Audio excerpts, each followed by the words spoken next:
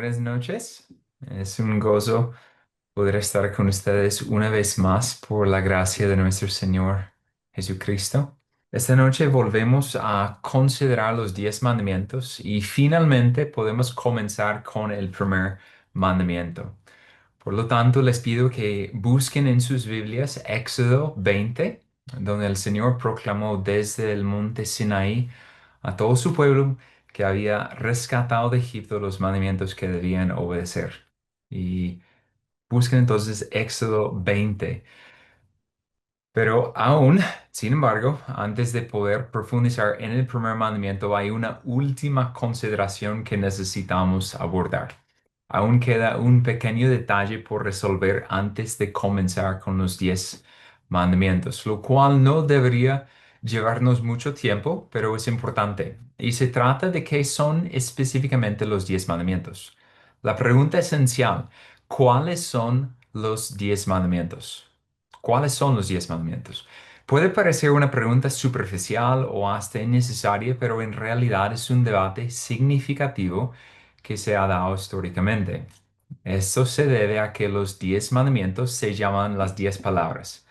Por ejemplo, en Éxodo 34, versículo 28, dice, y Moisés estuvo allí con el Señor 40 días y 40 noches, no comió pan ni bebió agua y escribió en las tablas las palabras del pacto, los 10 mandamientos. Ahora, eso es la Nueva Biblia de las Américas, pero literalmente el texto en hebreo significa las 10 palabras. Y es por eso que comúnmente los 10 mandamientos se conocen como el Decálogo, cuyo significado es 10 palabras, literalmente. Así que existe un consenso interpretativo que hay 10 mandamientos. No hay mucha duda en cuanto a ello. Sin embargo, ¿cuáles son los 10 mandamientos? Y la pregunta se hace porque no hay divisiones dentro de los 10 mandamientos que permiten identificar con precisión cuáles son. El debate se centra normalmente en los dos primeros mandamientos y el último mandamiento. Entonces, si están en Éxodo 20, leemos los versículos 3 y 4 que dicen, no tendrás otros dioses delante de mí. No te harás ningún ídolo ni semejanza alguno de lo que está arriba en el cielo, ni abajo en la tierra, ni en las aguas debajo de la tierra. Y el último versículo de las 10 palabras, el versículo 17 dice, no codiciarás la casa de tu prójimo, no codiciarás la mujer de tu prójimo, ni su siervo, ni su sierva, ni su buey, ni su asno, ni nada que sea de tu prójimo. Entonces escogieron estos mandamientos porque es donde radica el mayor debate. Hay quienes consideran que los dos primeros mandamientos, versículos 3 y 4, son uno solo. La prohibición de tener otros dioses delante del Señor se explica supuestamente con más detalle al afirmar que no deben fabricar ídolos. Ahora, quienes sostienen esta opinión pasan al último mandamiento y lo dividen en dos. El noveno mandamiento es de no codiciar la esposa del prójimo y el 10.º mandamiento es no codiciar la casa del prójimo ni ninguna otra posesión. O a veces el noveno mandamiento es no codiciar a la casa del prójimo ni a nada de sus posesiones, mientras que el 10.º mandamiento es no codiciar a la esposa del prójimo. Ahora, quienes dividen la ley de esta manera son los católicos. Es otra división de los 10 mandamientos, pero solamente para que saben eso, además los luteranos. Y fue mayormente Agustín quien tuvo la influencia interpretativa en esta división de los 10 mandamientos, mediante su comentario sobre Éxodo 20. Y sin embargo, nosotros como evangélicos y de tradición reformada rechazamos tal división de los 10 mandamientos. Vemos que el último mandamiento, que ellos dividen en dos, no tiene buena evidencia gramatical para ser dividida como tal ellos hacen. Es una división extraña. Si tú lees el versículo 17 de nuevo, no codiciarás la casa de tu prójimo. Ellos dicen que esto es el 10.º mandamiento, mientras que el noveno es no codiciarás la mujer de tu prójimo. Y eso es el noveno mandamiento. Y después nuevamente se vuelve a retomar el 10.º mandamiento. Ni su siervo, ni su sierva, ni su buey, ni su asno, ni nada que sea de tu prójimo. Eso no tiene sentido. Ellos están separando la codicia de la mujer del prójimo del contexto inmediato, haciendo un mandamiento dentro de un mandamiento. Sintácticamente es muy extraño. A diferencia, los dos primeros mandamientos, aunque están estrechamente relacionados, nuevamente lo podemos leer, no tendrás dioses ajenos delante de mí, no te harás ningún ídolo ni semejanza alguna de lo que está arriba en el cielo, ni abajo en la tierra, ni en las aguas debajo de la tierra. Aunque estos dos mandamientos son estrechamente relacionados, son distintos y al mismo vez complementarios. Las negaciones son diferentes, aunque relacionadas, y mucho más que el último mandamiento que ya hemos visto. Ahora se puede evidenciar incluso esa diferencia en la creación del becerro de oro. Ustedes recuerdan en Éxodo 32 cuando el pueblo estaba esencialmente impaciente por la demora de Moisés encima del monte Sinaí, aun cuando todavía estaba toda esta manifestación, esa teofanía del Señor en medio de la nube densa oscura con tinieblas y con relámpagos y con fuego, y aún ellos deciden a fabricar un ídolo. Piden, de hecho, al hermano de Moisés que lo hacen, a Aarón. Entonces, en Éxodo 32:5, algo vemos ahí. Éxodo 32:5 dice, cuando Aarón vio esto, edificó un altar delante del becerro y Aarón hizo una proclama y dijo, mañana será fiesta para el Señor. Y es muy importante eso porque es una correcta identificación. Algunas versiones de la Biblia delante de sus dioses o de los dioses, pero realmente ellos están fabricando un ídolo representando supuestamente a Yahweh. Y si el segundo mandamiento fue simplemente una extrapolación del primero, entonces no hay nada de malo en cierto sentido en que un ídolo represente al Señor. Y sin embargo, esto es obviamente erróneo y el pueblo del Señor padeció por su extravio. Y por lo tanto, eso es algo que veremos más, si el Señor permite, en 8 días, cuando vamos a llegar al segundo mandamiento. ¿Y por qué lo entendemos de esa forma? Y mayormente, a diferencia de la Iglesia Católica, que ellos no tienen dificultades con haciendo pues imágenes. ¿Listo? Entonces aquí podemos ver la división correcta de los 10 mandamientos, cómo fueron divididos principalmente por los reformadores y antes incluso. Esta división de los 10 mandamientos se evidencia desde la Septuaginta griega. Entonces no es algo novedoso, no es algo inventado una vez más, es algo histórico.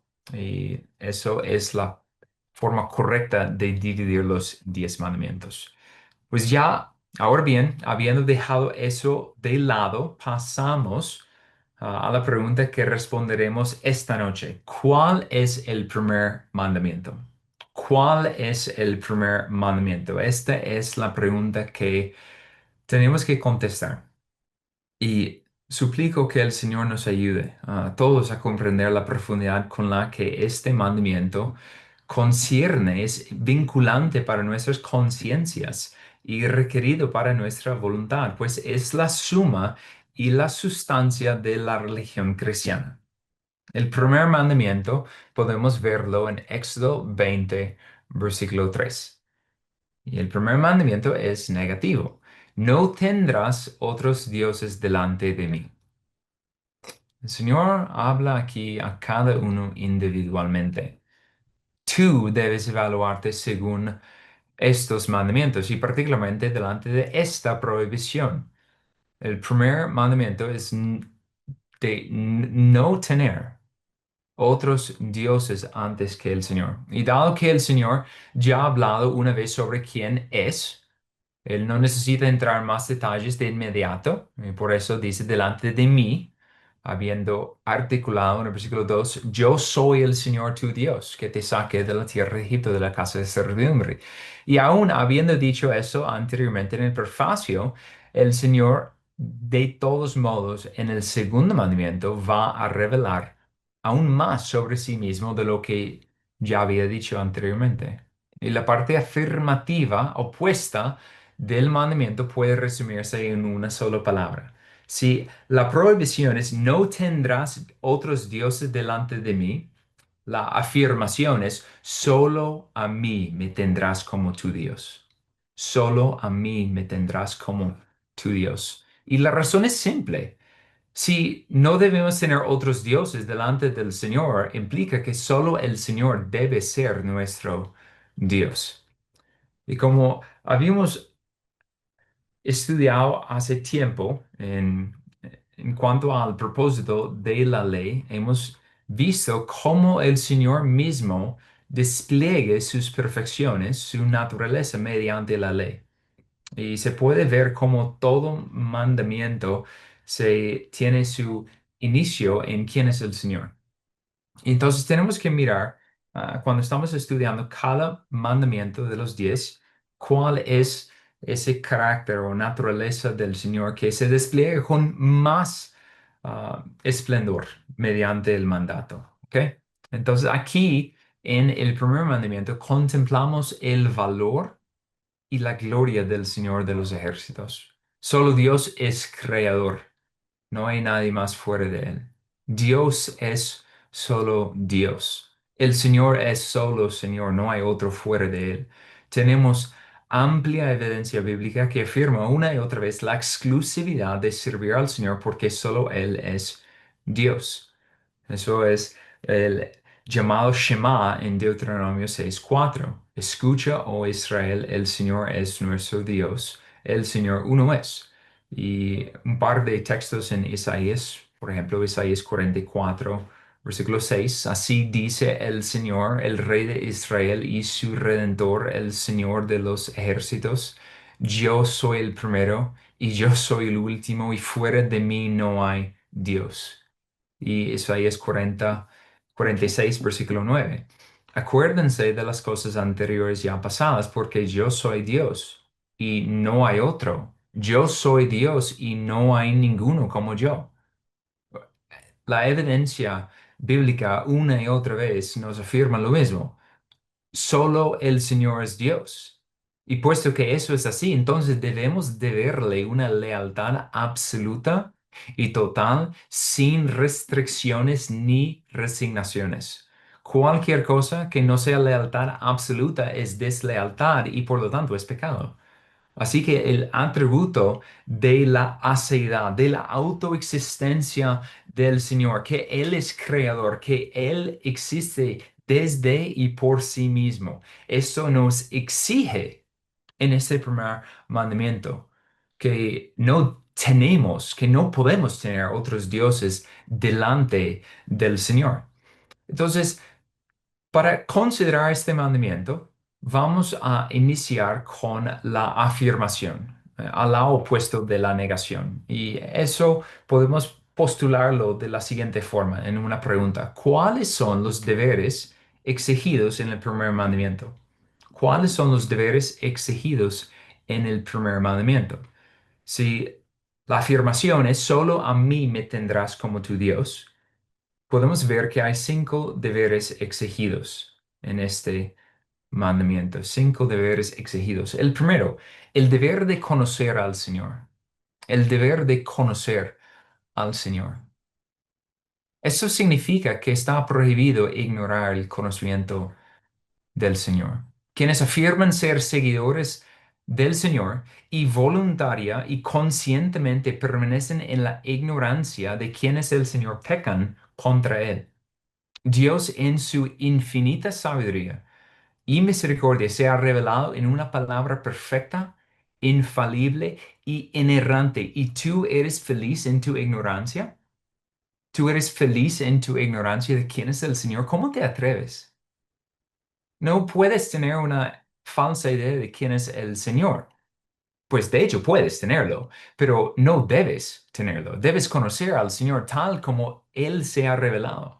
Dios dio su revelación especial, su palabra inspirada, para ser conocido, creído y temido.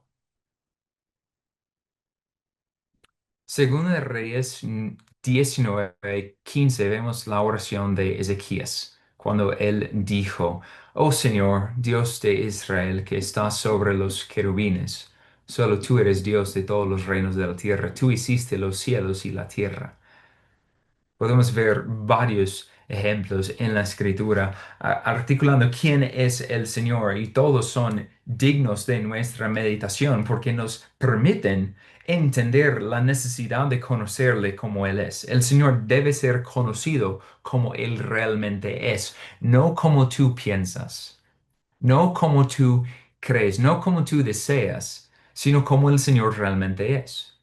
Cualquier otro conocimiento diferente o menor en grado o profundidad que un conocimiento adecuado de Dios resultará tristemente en un Dios falso. Incluso si lo llamas Dios y Señor y piensas que lo es, pero no lo es, porque muchos de los que profesan creer en Dios y confiar y conocer a Dios no lo conocen porque su conocimiento no concuerda con la revelación del Dios verdadero.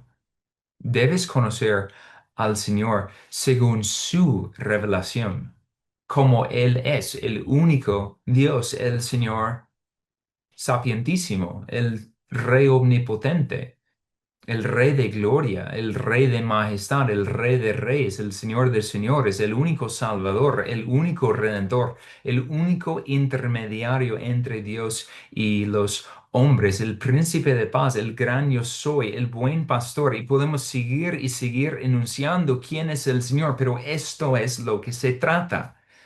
¿Cómo puedes pretender cumplir el primer mandamiento si no conoces quién es el Señor? Debes saber quién es Él y conocer sus perfecciones gloriosas, porque sin conocerlo no serás bendecido. Sin conocerlo, tú no vas a poder cumplir y guardar este mandato. La verdadera bienaventuranza proviene de conocer al Señor viviente. Esta es vida eterna, conociendo al Señor, conociendo al Padre, al Hijo y al Espíritu Santo, el Dios triuno. Entonces, en primer lugar, el primer mandamiento exige conocer al Señor. El primer mandamiento exige conocer al Señor. ¿Cuál es otro deber exigido en el primer mandamiento? En segundo lugar, el deber de escoger al Señor. El deber de escoger al Señor. Cuando conocemos al Señor, debemos escogerlo a Él y solo a Él como nuestro Dios. Debemos unirnos al Señor confiando solo en Él. Eso fue el clamor de Josué al final de la conquista. Josué 24:22. Él Josué dijo al pueblo, ustedes son testigos contra sí mismos de que han escogido al Señor para servirle. Testigos somos, le contestaron. Esa fue la respuesta de todo el pueblo después de ver la bondad, la fidelidad del Señor, entregarles la tierra prometida. Ellos escogieron al Señor para servirle. Y esto tiene que ser nuestra actitud. De conocerle, debemos elegir al Señor como el más selecto de todos los señores. No como si Él fuera una opción entre una multitud, sino porque el Señor es el único, es el mayor, Él es sublime, Él es la perla de gran valor sin igual en toda la existencia. Debemos decidirnos a entrar en comunión con el Señor. Y la belleza reside en que en el nuevo pacto el Señor mismo lo escribe y lo firma con su propia sangre, atrayéndonos a sí mismo con lazos de amor y prometiendo amarnos eternamente. El nuevo pacto es un diamante de sabiduría divina y debemos corresponder a la elección divina eligiendo al Señor como nuestro Dios. El Señor Dios Todopoderoso ha elegido a los pecadores mediante la muerte de su Hijo como sus hijos amados. Los ha comprado con la sangre de Cristo Jesús, los ha redimido y los ha hecho suyos. Y si el Señor ha hecho tanto para acercarte a Él, ¿por qué no lo elegirías voluntariamente como tu Señor, sabiendo que solo Él es digno? Solo Él es glorioso. Y entonces tú tienes que escoger al Señor y solamente al Señor tienes que escoger como tu Dios. En segundo lugar, el primer mandamiento exige escoger al Señor. ¿Cuál es otro deber exigido en el primer mandamiento? En tercer lugar, el deber de confiar en el Señor. El deber de confiar en el Señor. Habiendo conocido al Señor que te llevó a elegir al Señor como tu Dios, ahora debes confiar en Él como Él mismo te había prometido. Confiar en el Señor es particularmente crítico, porque un conocimiento meramente es insuficiente. Un reconocimiento meramente es insuficiente. Aún los demonios creen y tiemblan. Confiar en el Señor es particularmente crítico porque es el equivalente a la fe salvífica.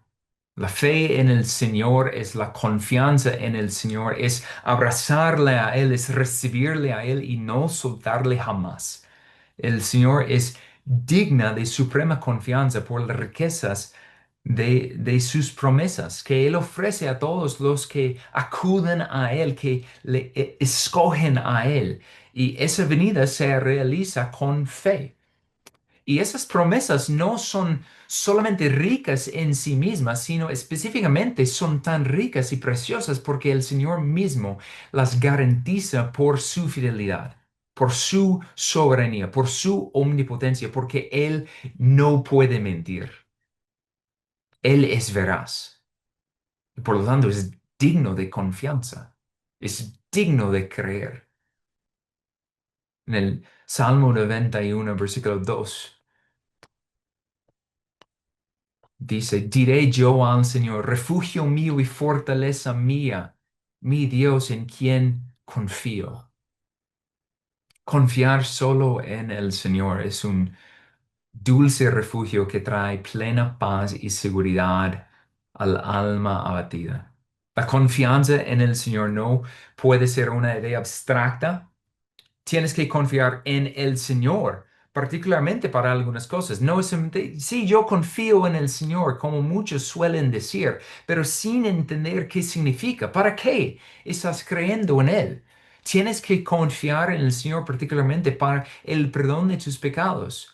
Confiar que tú has sido comprado por la sangre de Cristo Jesús, que tú has sido renovado, que tú eres redimido, que tú has sido justificado, que tú eres santificado, que ahora tú eres adoptado como un hijo amado del Padre Celestial y que ahora, habiendo sido sellado con la promesa del Espíritu Santo, tú vienes a ser morada, templo del Dios triuno, del Dios viviente. Tú tienes que confiar en el Señor. Y en el nuevo pacto eso tiene que ver con no solamente confiando en el Mesías que vendría, como en este tiempo, para aquel pueblo de Israel antes del cumplimiento de la venida del Mesías, ahora para nosotros es creer y confiar en el Mesías que ya vino, que ya se encarnó, que es Jesucristo. Hay que confiar en el mensaje del Evangelio en cuanto a tu culpabilidad por tu pecado, pero además, no solamente ahora temblando delante de la ira justa del Señor indignado que no puede dejar de castigar al impío, sino ahora confiando y abrazando a Cristo, el Dios hecho hombre que vino para dar su vida en rescate para un pueblo escogido. Es a Cristo a quien hay que confiar en. Él tiene que ser el objeto de la fe y todo lo que Él es, porque solo Él es digno de esto. Y la confianza en el Señor tampoco solamente es una fe inicial, como algunos han pensado. Como, listo, he creído en Cristo, tengo mi tiquete para el cielo, pero ahora no tengo que seguir confiando. Parezca la idea. Jamás. Semejante noción es completamente ilógico e incoherente con el testimonio del Nuevo Testamento. El justo por su fe vivirá, amén y amén, pero hay que seguir caminando por fe, no porque es lo que nos salva, sino porque ya hemos sido salvos y ahora nuestros ojos están puestos en el Señor. Ahora nuestros ojos están puestos en Jesús, el autor y consumador de la fe. No, no podemos dejar de confiar en nuestro Salvador, jamás. Más bien tienes que vivir por fe, confiando siempre en el Señor y en su palabra. Entonces, en tercer lugar, el primer mandamiento exige confiar en el Señor. Confiar en el Señor. ¿Qué otro deber exige el primer mandamiento? En cuarto lugar, el deber de amar al Señor. El deber de amar al Señor.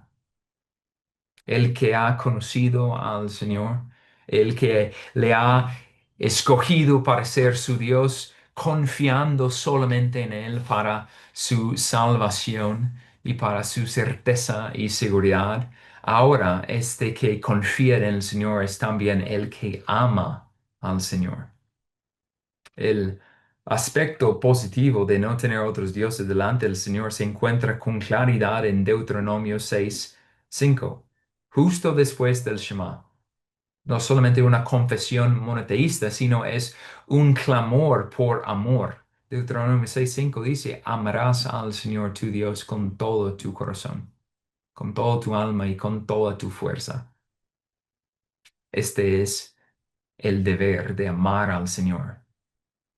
Amando al Señor es la mayor prueba de que solo a Él perteneces como Dios. Él es tu Dios. Si tú amas al Señor, wow, ya no hay cabida ni siquiera para otros dioses falsos, porque el amor del Señor llena el corazón por completo. Esto es lo que se ve incluso con aquel hombre plenamente satisfecho en su esposa y la unión conyugal que tiene. Es un amor único y fiel y verdadero, y en este amor el Señor se contiene todas las connotaciones que surgen de un amor como este. De aquí fluyen más afectos para el Señor. ¿Qué me refiero? Me refiero a que desde el amor al Señor fluye el deleite en el Señor, el deseo de agradar al Señor en todo. Es donde uno busca honrar al Señor, traerle gloria, regocijándose en el Señor, alabándole y adorándole, dando al Señor toda acción de gracias. Es desde el amor al Señor que fluyen todos los demás afectos. Hay personas que lo dividen y creo que lo hacen correctamente, pero todo está contenido en que si tú amas al Señor, tú te deleitas en Él, tú le deseas, tú te regocijas en Él y le adoras, magnificándole a Él y solamente a Él. ¿Cómo no amar a quien es el más hermoso de todos los seres creados? Y aquí hay una diferencia. No es un ser creado. No, no es alguien que tiene forma de ser comparado con. No, jamás. Él es el creador. ¿Y cómo no amar a aquel que hizo tanto para redimirte y hacerte su hijo? El rey del amor es el Señor Dios, quien supera con creces todo lo demás. El Señor es el ser más glorioso de toda la creación, pues Él mismo es el creador. Es el único, perfecto en majestad y belleza. Él y solo Él supera todo amor. Y por lo tanto, tienes que amarle a Él, porque Él es mejor que la vida.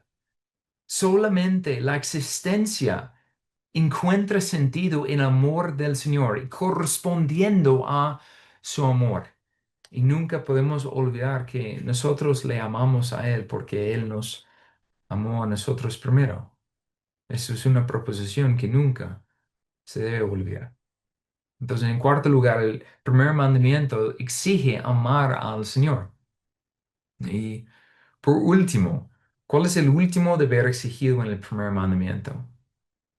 En quinto lugar, el deber de temer al Señor. El deber de temer al Señor. Tener al Señor como tu Dios exige que no solamente le amas, sino además le temes solo a Él. Ningún otro temor debe ocupar tu corazón, especialmente el temor al hombre, sino el temor al único y sabio Señor que reina supremo sobre su creación sin restricción y en absoluta soberanía. Temerle a Él. Proverbios 23, 17 al 18 dice, no envidie tu corazón a los pecadores. Antes, vive siempre en el temor del Señor, porque ciertamente hay un futuro y tu esperanza no será cortada. Este es un proverbio precioso, porque la tentación de envidiar a los malvados proviene del deseo de pecar, de envidiar a aquellos que están pecando contra el Señor. Sin embargo, aquel que teme al Señor se libera del deseo de pecar voluntariamente contra su Dios, odiando el pecado como tal y manteniendo siempre su esperanza en el Señor. Aquí hay un remedio precioso contra las tentaciones, temer a Dios, porque Él es temible. Debes odiar el pecado porque el pecado se comete contra el Señor. Una transgresión no se comete abstractamente, se comete personalmente contra el Señor. El Señor es admirable y majestuoso, pero además el Señor es temible cuando se trata con desprecio. No se puede burlar del Señor, ni ridiculizarlo, ni tomarlo a la ligera. El Señor es el Señor de los ejércitos. Yahweh es su nombre, y Él será temido y reverenciado. Tú tienes que temer al Señor porque Él es tu Dios. Entonces, en último lugar, el primer mandamiento exige temer al Señor. Esos son los deberes exigidos en el primer mandamiento y esta parte afirmativa opuesta del mandamiento normalmente puede resumirse en una sola palabra. Solo a mí me tendrás como tu Dios. Y aquí hay una doble advertencia. Si tú no tienes al Señor como tu Dios, debes tenerlo solo Él como tu Dios hoy, en este instante. Tú estás en peligro mortal. Tienes que clamar al Señor para recibirte, porque si tú lo niegas y si tú lo rechazas y tú rehusas confiar en Cristo y tú pretendes que vas a poder enfrentarte ante Él solo, Él te destruirá eternamente. Él te entregará un cuerpo especialmente fabricado para morir eternamente. Huye de esa ira venidera que el Señor derramará sobre todos sus enemigos y suplícale por paz mediante el sacrificio de Jesucristo, porque solamente hay esperanza en su nombre. ¿Por qué no acudes al Señor, quien está dispuesto a recibirte hoy mismo? El Señor ha provisto todo para salvar pecadores y Cristo está dispuesto. Todo aquel que viene a Él será recibido, no será rechazado, no será deshecho a un lado. Esto es una gran confianza de acudir a Cristo en fe, en arrepentimiento, confesando sus pecados y confiando solamente en la obra de Cristo para salvarte.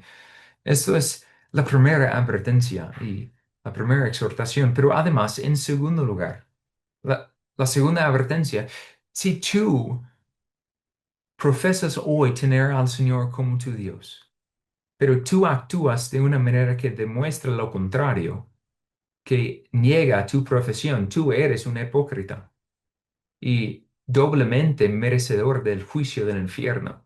Tú profesas amar a Dios, pero tú amas más tus pasiones carnales. Tú dices confiar en el Señor, pero tú confías en tus posesiones, en tus habilidades o incluso en tus gracias o obras de justicia. Tú dices que tú tienes esperanza en Cristo, pero realmente tú temes morir. ¿No? Tú no puedes intentar engañar al Señor, nadie se burlará de él y serás eternamente avergonzado por tan falsa profesión. Tú también, juntamente con el pecador que no tiene al Señor como tu Dios, tú tienes que arrepentirte y creer en Cristo. Y tú también serás salvo hoy mismo y tendrás al Señor como tu Dios. Les imploro, no sean ignorantes, no sean necios, no sean desdichos. Acudan a Cristo y Él los recibirá. Esta es la primera pregunta, pensando en el lado afirmativo de la prohibición, pero tenemos que pensar en el lado negativo. ¿Cuáles pecados prohíbe el primer mandamiento? ¿Cuáles pecados prohíbe el primer mandamiento? El primer mandamiento es propiamente una prohibición.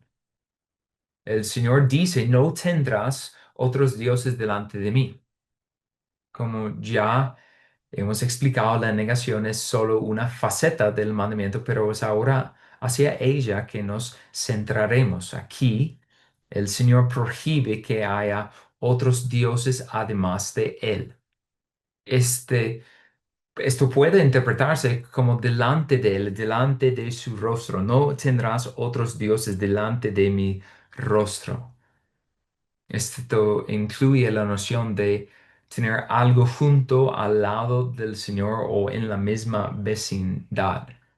Ningún otro Dios debe estar junto al Señor, ni siquiera mencionarse, ya que, como hemos visto desde el principio, solo el Señor es Dios. No hay nadie más. Aquí tenemos que recordar otro atributo del Señor que no habíamos mencionado, pero es vital de sacar a la luz. El Señor es un Dios celoso.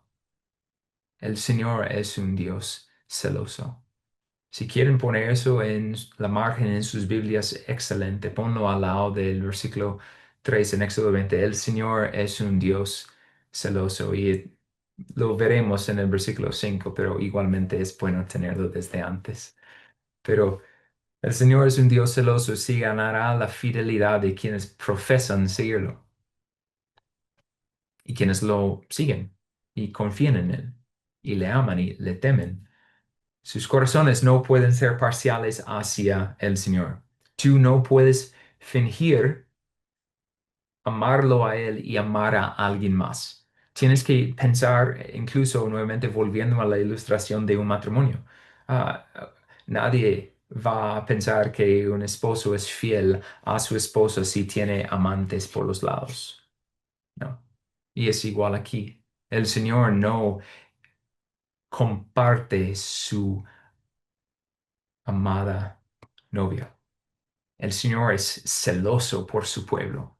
Cristo hizo que el amor hacia Dios fuera exclusivo, único e inigualable. No puede haber duplicidad con el Señor. Cualquier cosa menos que la fidelidad total de tu parte es infidelidad. Mateo 6:24, Jesús enseñando dijo, no, nadie puede servir a Dios a dos señores, porque o aborrecerá a uno y amará al otro, o apreciará a uno y despreciará al otro. Ustedes no pueden servir a Dios y a las riquezas. Veremos que aquí hay un principio. No solamente que uno no puede servir a Dios y a las riquezas, uno no puede servir a Dios y a nada más al mismo tiempo. Veremos en esta prohibición una plétora de pecados prohibidos. ¿Y cuáles pecados prohíbe el primer mandamiento? Veremos principalmente tres. Y vas a ver cómo corresponden a las afirmaciones que habíamos ya elaborado. En primer lugar, no debes servir a nadie más que al Señor. No debes servir a nadie más que al Señor. Cualquier forma de idolatría está expresamente prohibida. No debes servir a otros dioses, nunca, ni en la más mínima forma o función. Y los israelitas, cuando escucharon este mandamiento, se enfrentaban ahora a algo nuevo. Antes, ellos, estando en Egipto, creían en múltiples dioses. Ellos, tristemente, eran partícipes de la adoración a los dioses egipcios. Pero ahora el Señor reclamaba lealtad absoluta y exclusiva. Esta fue una prohibición confrontacional. Ataca el corazón mismo de la humanidad caída, pues el corazón humano es una fábrica de ídolos y de dioses falsos. Incluso después de salir de Egipto, los hijos de Israel fueron tentados a regresar no solamente a sus dioses falsos, los dioses de Egipto, sino además luego al entrar en la tierra prometida fueron tentados a acudir a los dioses falsos de los cananeos. Jueces 2, 11 al 12. Justo lo que prácticamente sigue Josué 24, 22. Jueces 2, 11 al 12. Entonces los hijos de Israel hicieron lo malo ante los ojos del Señor. ¿Qué hicieron? Se revieron a los Baales y abandonaron al Señor, el Dios de sus padres, que los había sacado de la tierra de Egipto, y siguieron a otros dioses, de entre los dioses de los pueblos que estaban a su derredor. Se postraron ante ellos y provocaron a ira al Señor. ¡Qué tristeza! Solo Dios es Señor. Solo Dios es Señor. Y quizás hoy ustedes leen eso y incluso leen el primer mandamiento, no tendrás otros dioses delante de mí. Y tú piensas, bueno, no, realmente no siento una gran atracción y tentación de servir a dioses falsos como en la antigüedad. Vi que eh, esto es posiblemente parcialmente cierto, porque mientras que en los tiempos pasados el pueblo de Dios fue tentado a servir a dioses falsos, hoy somos aún igualmente tentados a servir dioses falsos. Vamos a profundizar mucho más en ello en la próxima semana, si el Señor permite, pero igualmente hay ídolos y dioses falsos que nosotros queremos adorar. De pronto no tienen la misma forma. De pronto no estamos postrándonos delante de ídolos de madera y de piedra y de oro o plata, metales preciosos, pero igualmente confianza falsamente puesta en posesiones, en prestigio, en poder, en placer. Ahí hay dioses falsos que definitivamente tentan y seducen al hombre, no con una figura externa, sino con promesas falsas. Pero además, hoy, y quería enfatizar eso un poquito, aunque seguramente lo volveremos a ver en 8 días. Además, la tentación de hoy en día es de servir a un Cristo falso, un Dios falso, y aquí radica posiblemente el mayor peligro para un profesor de fe en Cristo, ser engañado con una falsa doctrina de Cristo. 1 de Juan 2:18. Juan escribe, hijitos, es la última hora. Y así como oísteis que el anticristo viene, también ahora han surgido muchos anticristos. Por eso sabemos que es la última hora. Y yo siempre pienso en eso. Si Juan podría escribir esto en el primer siglo, ¿cuánto más podemos afirmar lo mismo en el siglo XXI? La tentación de pronto no es ya externamente servamos a dioses falsos que nuestros padres no conocieron para arrodillar y postrarnos delante de ídolos físicos.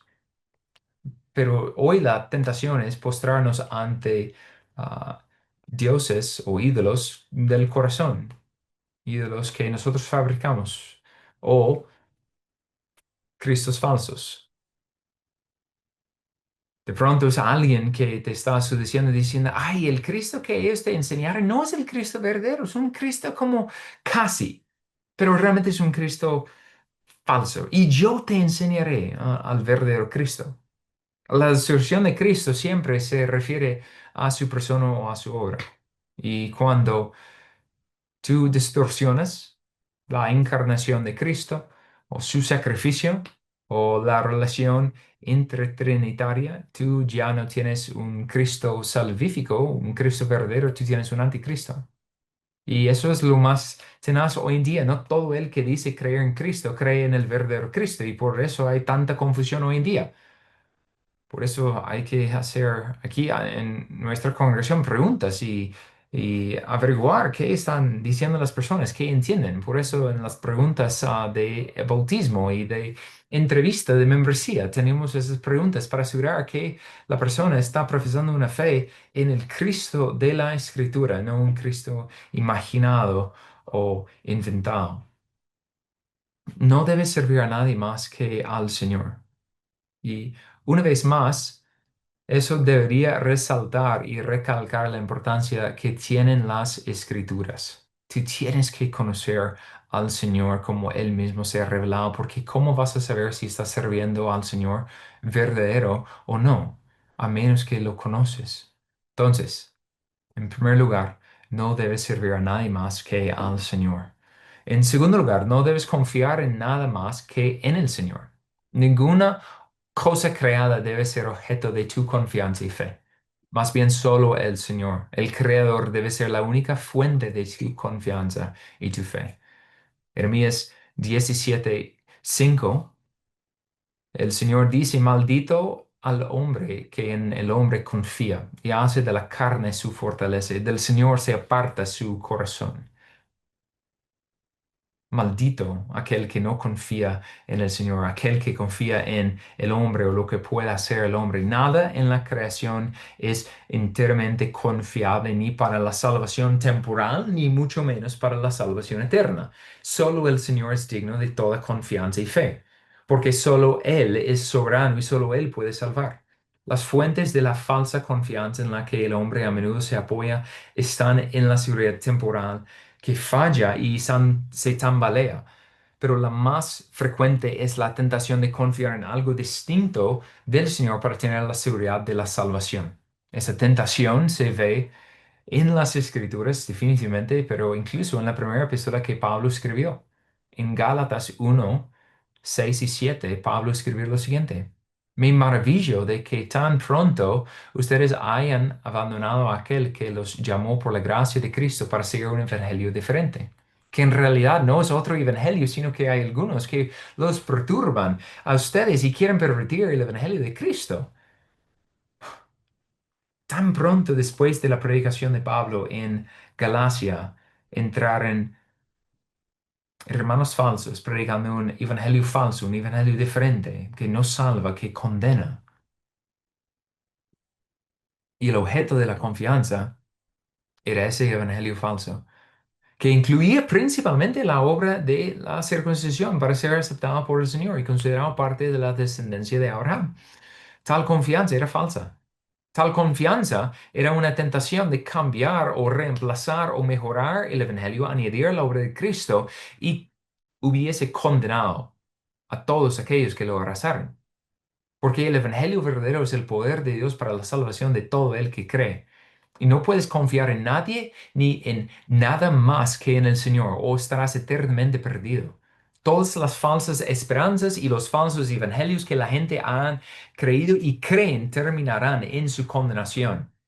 Y esto exige que tú conozcas el Evangelio, que conozcas y te regocijas en conocer el plan sabio del Señor para salvar a un pecador como tú. Tú no puedes alegar ignorancia si tú confías en un Dios falso o en un evangelio falso o una salvación falsa. Tú no puedes llegar al juicio final y excusarte al Señor ante el juez que justamente te condenará. Señor, yo no sabía. porque Él está demostrándote en su palabra, este es mi salvación, este es mi evangelio, este es Cristo.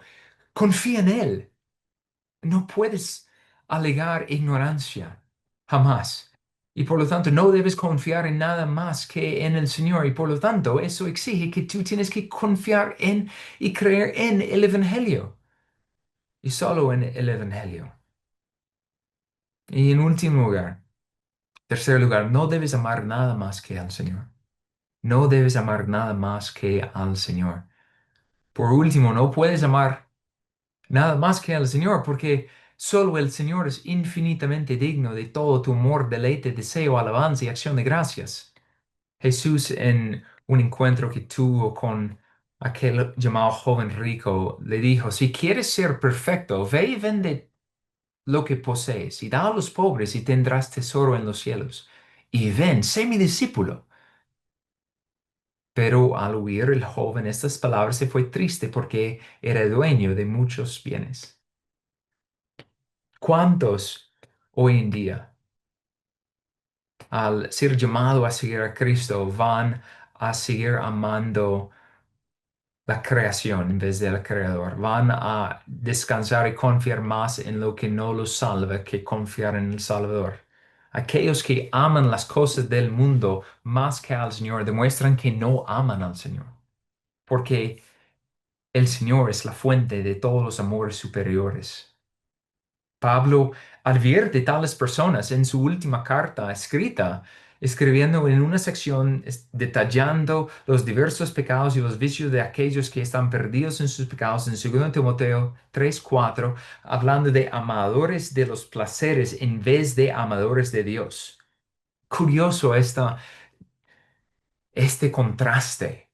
Quienes se identifican como creyentes son aquellos que aman al Señor, son amadores de Dios, pero en contraste, los que están en perdición son conocidos como amadores de los placeres, amadores de posesiones, amadores de placeres.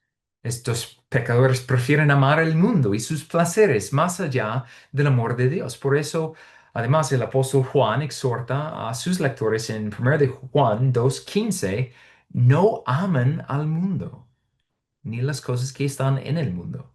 Si alguien ama al mundo, el amor del Padre no está en él.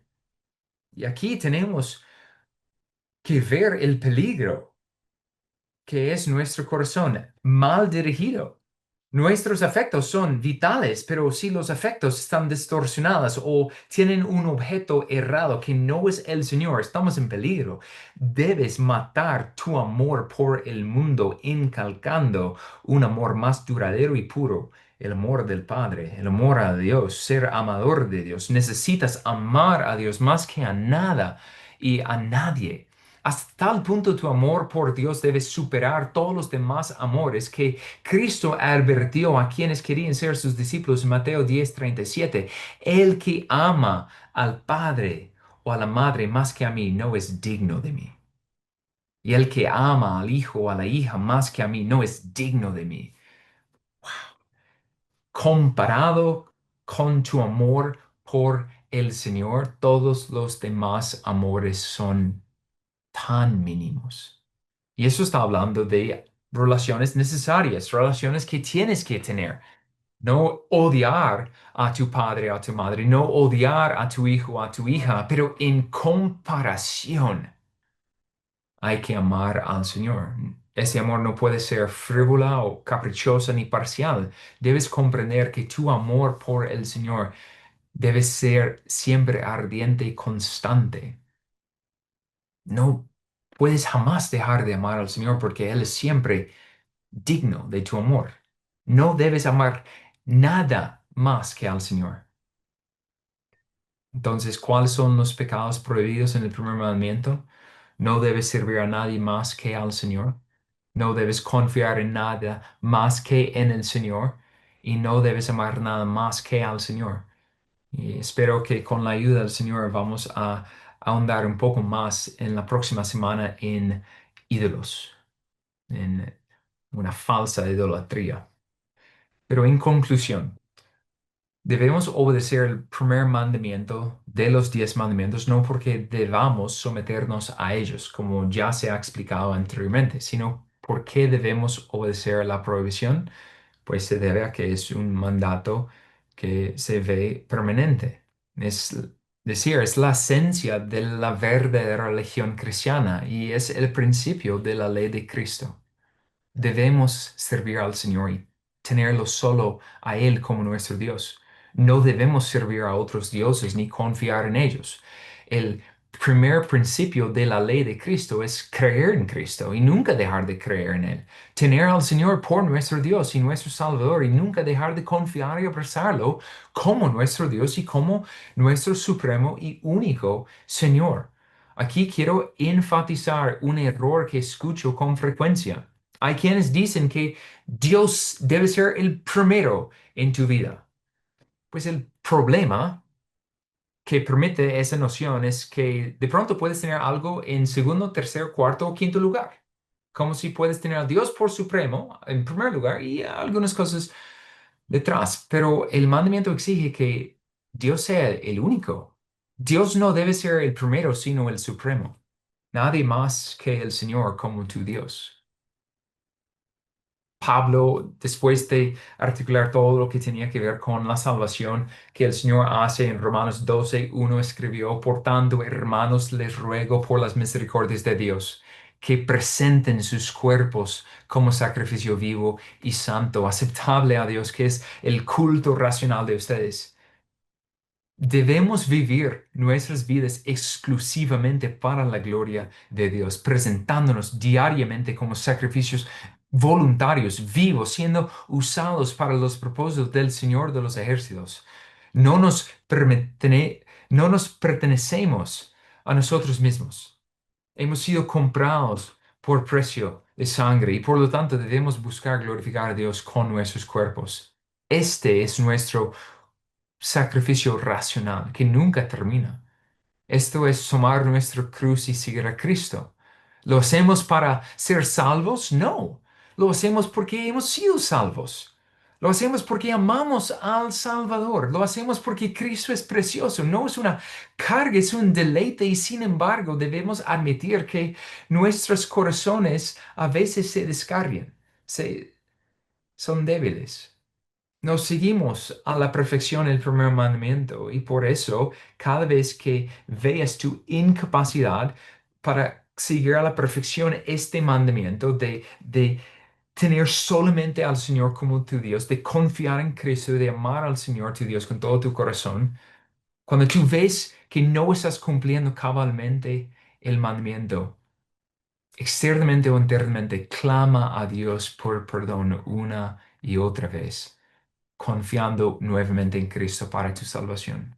Y sin embargo, habiendo dicho esto, como concesión a la tediosa naturaleza caída que tenemos, la carne ha perdido su poder, pero no su presencia. El pecado ya no es el amo, sino sin duda es un enemigo sedicioso.